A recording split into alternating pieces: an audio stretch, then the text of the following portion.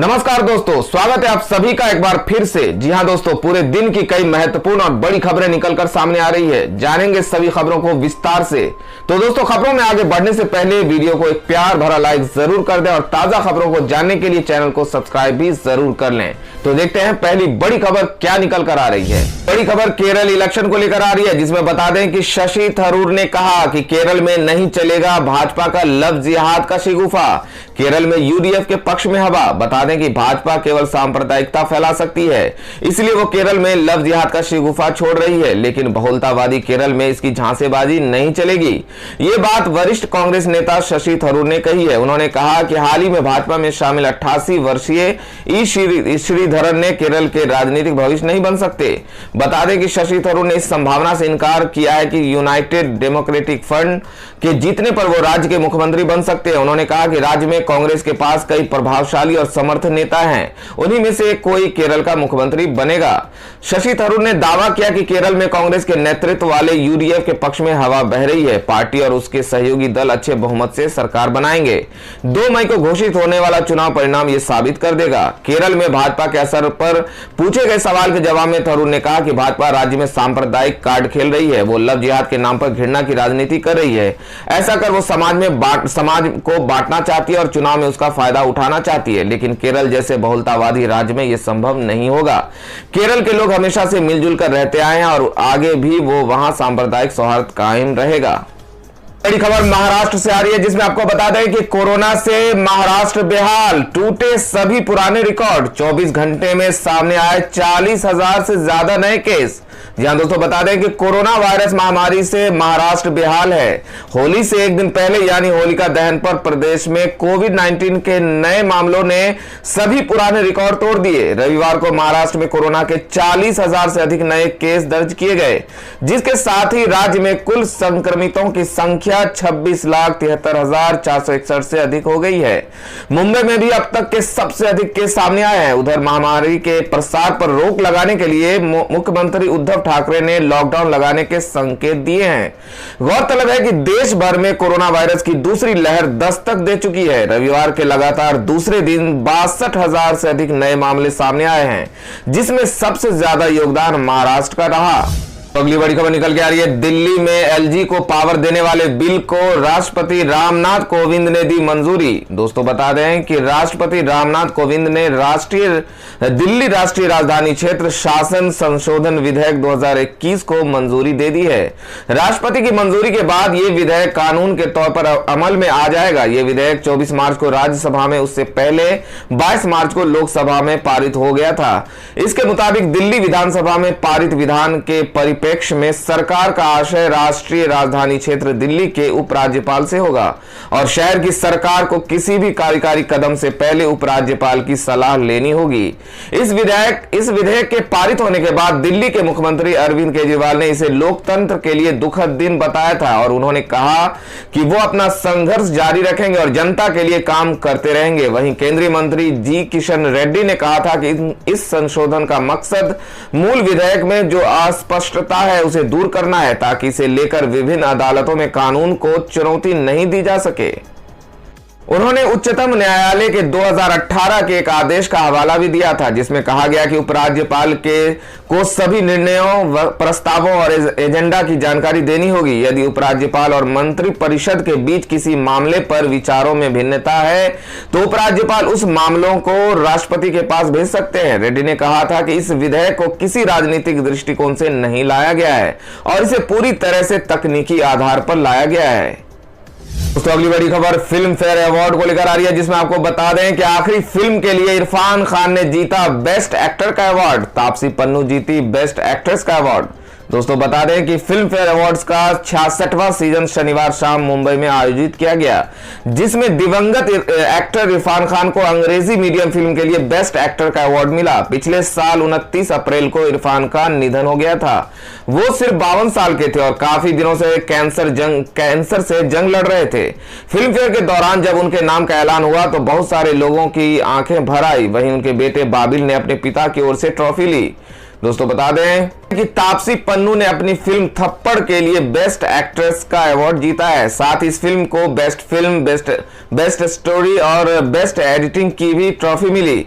इसके अलावा सीनियर बच्चन ने फिल्म गुलाबो सिताबो के लिए बेस्ट एक्टर का अवार्ड जीता। वहीं सैफ अली खान ने तानाजी के लिए best actor in supporting role की ट्रॉफी अपने नाम की, जबकि काजोल की देवी ने बेस्ट शॉर्ट फिल्म का अवार्ड जीता।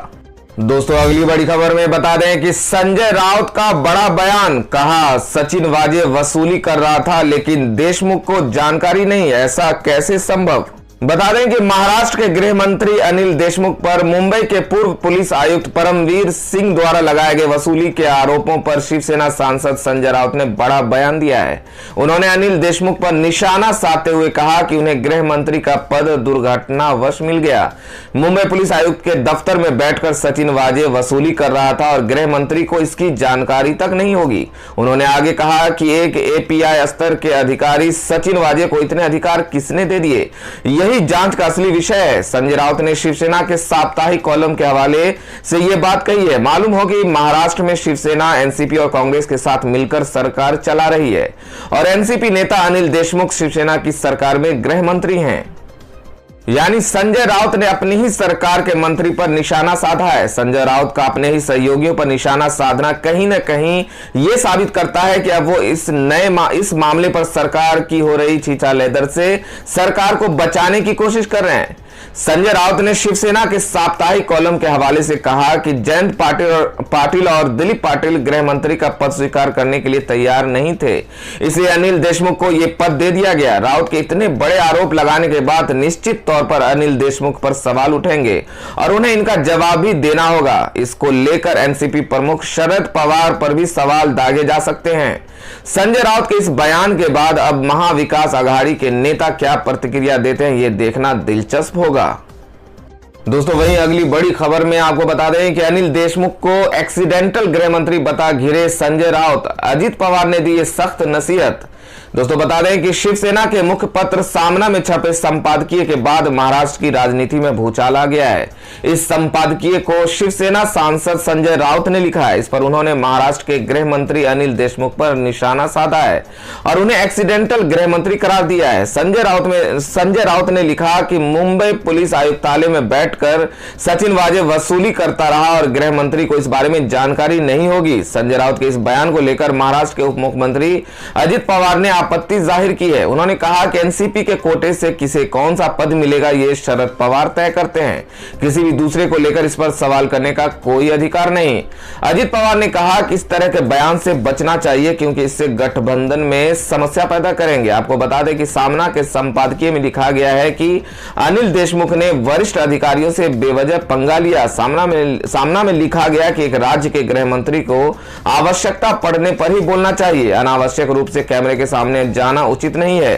संजय राउत ने अनिल देशमुख को एक्सीडेंटल गृह मंत्री बताते हुए लिखा कि जयंत पाटिल, दिलीप वलसे पाटिल ने गृह मंत्री का पद स्वीकार करने से मना कर दिया था, तब ये शरद पवार ने अनिल देशमुख को सौंपा था। इस पद की एक गरिमा और रुतबा है।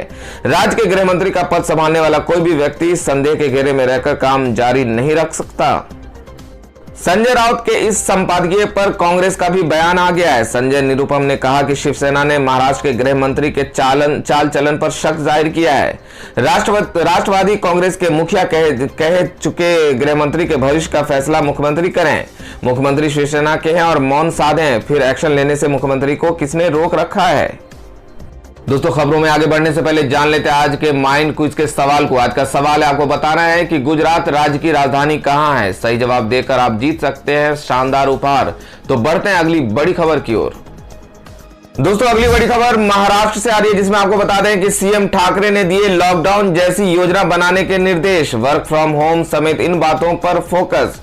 बता दें कि महाराष्ट्र में नाइट कर्फ्यू के पहले दिन मुख्यमंत्री उद्धव ठाकरे ने प्रशासन को निर्देश दिए हैं कि वो लॉकडाउन जैसी स्थिति की योजना बनाए, क्योंकि लोग कोविड संबंधी प्रोटोकॉल का पालन नहीं कर रहे हैं, जिससे कि कोरोना वायरस के मामलों में बढ़ोतरी हो रही है। मुंबई में ही रविवार को पिछले साल मार्च में शुरू हुई इस महामारी के बाद से पहली बार सबसे अधिक 6123 मामले दर्ज किए गए। बता दें कि मुंबई की मेयर किशोरी पेडनेकर ने कहा कि स्लम की तुलना में रिहायशी इमारतों में कोविड-19 संक्रमण के ज्यादा ज्यादा केस दर्ज किए जा रहे हैं। संक्रमण को रोकने के लिए सिर्फ आवश्यक सेवाओं की अनुमति दी जाएगी। पेडनेकर ने आगे कहा कि होटल, पब्स और शॉपिंग मॉल्स में नाइट कर्फ्यू के नियम लागू होंगे। इस संबंध में सीएम ठाकरे ने भी बैठक की। दोस्तों अगली बड़ी खबर में आपको बता दें कि हरियाणा सरकार का बड़ा कदम, न्यूनतम आय वाले परिवारों की बढ़ेगी आमदनी। दोस्तों बता दें कि हरियाणा के मुख्यमंत्री मनोहर लाल ने राज्य के 1 लाख अति गरीब परिवार की पहचान करने के कार्य को जल्दी से जल्दी पूरा करने के अधिकारियों को निर्देश दिए हैं। सीएम मनोहर लाल ने इस संबंध में अपने ऑफिस में एक समीक्षा बैठक कर रहे थे, जिसमें उन्होंने अंत्योदय योजना के तहत अधिकारियों को पहचान के लिए कहा है। समीक्षा बैठक के दौरान मुख्यमंत्री मनोहर लाल ने कहा कि सरकार को प्रदेश के सर्वे के बाद अति गरीब 1 लाख परिवारों की आय सालाना 1 लाख रुपए से ऊपर पहुंचानी है। ऐसे में न्यूनतम आय वाले प्रदेश के 3,52,000 परिवारों की पहचान पूरी हो गई है। अब इनमें से 1 लाख परिवार को चुना जाएगा। जानकारी के मुताबिक इस काम के लिए लोकल कमेटियां गठित की गई हैं, जो इन परिवारों की आय आंकने का काम करेंगी। ये कमेटियां अतिरिक्त उपायुक्तों की देखरेख में काम कर रही है। बैठक के दौरान सीएम मनोहर लाल ने कहा कि अधिकारियों को समाज के प्रति संवेदनशील होना चाहिए। लोगों के उत्थान के लिए काम करना अधिकारियों की जिम्मेदारी है। मुख्यमंत्री ने कहा कि लोगों के कल्याण का उपलब्ध हुए डेटा के आधार पर ही किया जाएगा। अब अतिरिक्त उपायुक्तों के जरिए सामाजिक आर्थिक उत्थान व्यवस्था को लागू करना है। इस दौरान सीएम ने जिलों के अनुसार सभी अतिरिक्त उपायुक्तों को जानकारी ली और समस्या को हल करने का निर्देश दिया। तो अगली बड़ी खबर बंगाल इलेक्शन के हवाले से आ रही है, जिसमें आपको बता दें कि अमित शाह ने कहा कि बंगाल में पहली बार शांतिपूर्वक हुआ चुनाव, 200 सीटों के साथ सरकार बनाएगी बीजेपी। दोस्तों बता दें कि तमिलनाडु, केरल, पुडुचेरी, असम और पश्चिम बंगाल में चुनावी प्रक्रिया जारी है। शनिवार को बंगाल और असम में पहले चरण के लिए वोटिंग हुई। इसके बाद रविवार को बीजेपी के वरिष्ठ नेता और केंद्रीय गृह मंत्री अमित शाह ने दिल्ली में मीडिया को संबोधित किया। शाह के मुताबिक 2 राज्यों में पहले चरण का चुनाव शांतिपूर्वक संपन्न हुआ, जहां किसी भी शख्स की मौत चुनावी हिंसा के दौरान नहीं हुई। अमित शाह ने कहा कि पहले चरण के चुनाव में बंगाल और असम की जनता ने बढ़ चढ़कर हिस्सा लिया और उनमें काफी उत्साह था। इसके लिए मैं उन्हें धन्यवाद देना चाहता हूं। वोटिंग के बाद उन्होंने कार्यकर्ताओं और पदाधिकारियों से बात की थी, जिससे पता चला कि पहले चरण की 30 में से 26 सीटों पर बीजेपी जीत रही। वहीं असम में पहले चरण में 47 सीटों पर वोटिंग हुई, जिसमें 37 से ज्यादा सीटें बीजेपी के खाते में आएंगी। उन्होंने आगे कहा कि शनिवार को कई वर्षों के बाद पश्चिम बंगाल में हिंसा की घटना के बिना मतदान प्रक्रिया आयोजित की गई। मैं पश्चिम बंगाल की महिलाओं को बीजेपी के पक्ष में वोट करने के लिए धन्यवाद देना चाहता हूं। बीजेपी पश्चिम बंगाल में 200 से अधिक सीटों के साथ सरकार बनाएगी। वहीं कुछ मीडिया रिपोर्ट्स में दावा किया जा रहा था कि शाह ने एनसीपी चीफ शरद पवार से अहमदाबाद में मुलाकात की है, जिस पर उन्होंने कहा कि बहुत सी चीजें ऐसी होती है जो सार्वजनिक नहीं की जा सकती। तो अगली बड़ी खबर किसान आंदोलन के हवाले से आ रही है, जिसमें आपको बता दें कि राकेश टिकैत की धमकी, सरकार ने किसानों की मांगे नहीं मानी तो काट देंगे 16 राज्यों की बिजली। दोस्तों बता दें कि भारतीय किसान यूनियन के नेता राकेश टिकैत ने केंद्र की नरेंद्र मोदी सरकार को धमकी देते हुए कहा कि अगर सरकार किसानों की मांगों को नहीं मानती है तो 16 राज्यों को की बिजली काट देंगे। राकेश टिकैत ने यह बयान शनिवार को राजस्थान के दौसा में एक महापंचायत के लिए जाते समय भरतपुर में मीडिया से बातचीत के दौरान कही। राकेश टिकैत ने कहा कि केंद्र में कोई सरकार नहीं है, व्यापारी देश पर शासन कर रहे हैं। उन्होंने सभी सरकारी संस्थानों को बेच दिया है और देश के लोगों को उन्हें सत्ता से बाहर निकालने की जरूरत है। राकेश टिकैत ने कहा कि संसद या विधानसभा में पूर्ण बहुमत मिलने पर कोई भी दल तानाशाह बन जाता है।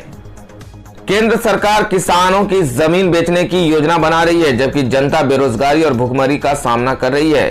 राकेश टिकैत ने कहा कि मुझे लगता है कि किसान आंदोलन 5 या 6 महीने तक जारी रहेगा। ये लोकतंत्र के लिए दुर्भाग्यपूर्ण है कि कोई विरोध नहीं है। अगर विपक्ष जिंदा होता तो सड़क पर किसानों की हलचल आदर्श रूप से संसद में लड़ी जाती। किसान नेता ने कहा कि हालांकि हम किसान 3 कृषि कानूनों के खिलाफ सरकार का विरोध करते रहेंगे।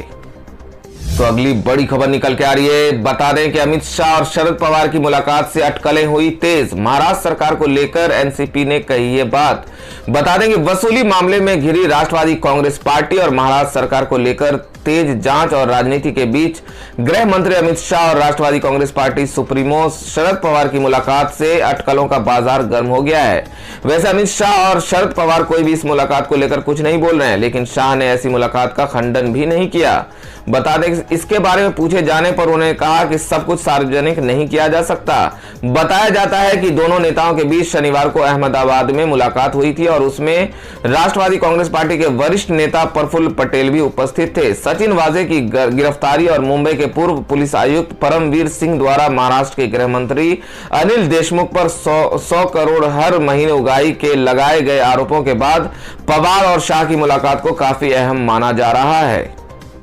दरअसल इस भेंट के बाद मुंबई में भी दलों के रुख बदलने लगे हैं। शरद पवार की सुर में सुर मिला रहे शिवसेना की ओर से पहली बार प्रदेश के गृह मंत्री और राष्ट्रवादी कांग्रेस पार्टी नेता अनिल देशमुख पर परोक्ष हमला हुआ। राजनीतिक गलियारे में चर्चा तो ये भी है कि मुकेश अंबानी के घर के बाहर कार मिलने और सचिन वाजे की गिरफ्तारी के बाद बुरी तरह फंसी शिवसेना ने राष्ट्रवादी कांग्रेस पार्टी को घेरने के लिए परमवीर सिंह के मार्फत अनिल देशमुख पर उगाही के आरोप लगवा दिए हैं। जाहिर है कि भ्रष्टाचार के आरोपों में चौतरफा घिरी महाविकास आघाड़ी सरकार के घटक दलों के बीच सब कुछ अच्छा नहीं चल रहा। इस बीच शाह और पवार की मुलाकात ने महाराष्ट्र में नए गठबंधन की संभावनाओं को हवा दे दी है। तो अगली बड़ी खबरों में जान लेते हैं आज के मौसम समाचार को। बता दें कि कहीं भीषण गर्मी तो कहीं बारिश का अनुमान। जाने क्या है मौसम विभाग का ताजा अपडेट। बता दें कि पूरा देश होली के रंग में डूबा हुआ है। 29 मार्च को देश भर में होली का त्योहार मनाया जा रहा है। मौसम विभाग की माने तो दिल्ली एनसीआर में इस बार होली का दिन पिछले 10 सालों में सबसे गर्म रहा। राजधानी दिल्ली में होली के दिन यानी 29 मार्च को पारा 38 डिग्री सेल्सियस के आसपास रहने की उम्मीद है। वहीं देश के कई हिस्सों में बारिश का भी अलर्ट जारी किया गया है। मौसम विभाग के अनुसार पश्चिमी विक्षोभ के चलते जम्मू कश्मीर, लद्दाख, हिमाचल प्रदेश और उत्तराखंड में गरज के साथ बारिश होने का अनुमान है। ओडिशा, आंध्र प्रदेश और तमिलनाडु में भी बारिश होने का आसार बने हुए हैं। गिलगित बल्टिस्तान, मुजफ्फराबाद में 28 और 29 मार्च को कुछ जगहों पर ओलावृष्टि होने की भी संभावना है। बता दें कि दिल्ली एनसीआर के मौसम की बात करें तो स्काईमेट वेदर रिपोर्ट के अनुसार सोमवार का दिन सबसे गर्म दिन रहेगा। 2011 के बाद से होली के त्योहार के दिन सबसे उच्चतम तापमान देखा जाएगा। 29 मार्च 2011 को होली के दिन दिल्ली का तापमान 35 डिग्री सेल्सियस दर्ज किया गया था। वहीं इस बार ये तापमान 38 डिग्री सेल्सियस तक हो सकता है। इसके साथ ही दिल्ली में न्यूनतम तापमान 19 डिग्री सेल्सियस के करीब रिकॉर्ड हो सकता है। इस दौरान मौसम साफ और शुष्क रहेगा। तेज धूप के बीच हवाएं भी चलेंगी। तो दोस्तों ये थी अब तक की सभी बड़ी खबरों की अपडेट्स। टुडे ब्रेकिंग न्यूज और लेटेस्ट खबरों को देखने के लिए हमारे चैनल को सब्सक्राइब जरूर कर लें। वीडियो लाइक और शेयर जरूर कर दें अपने दोस्तों और रिलेटिव के साथ। तो दोस्तों आपसे फिर मिलेंगे काम की खबरों और सरकारी योजनाओं की एक और नई वीडियो के साथ। तब तक के लिए धन्यवाद दोस्तों।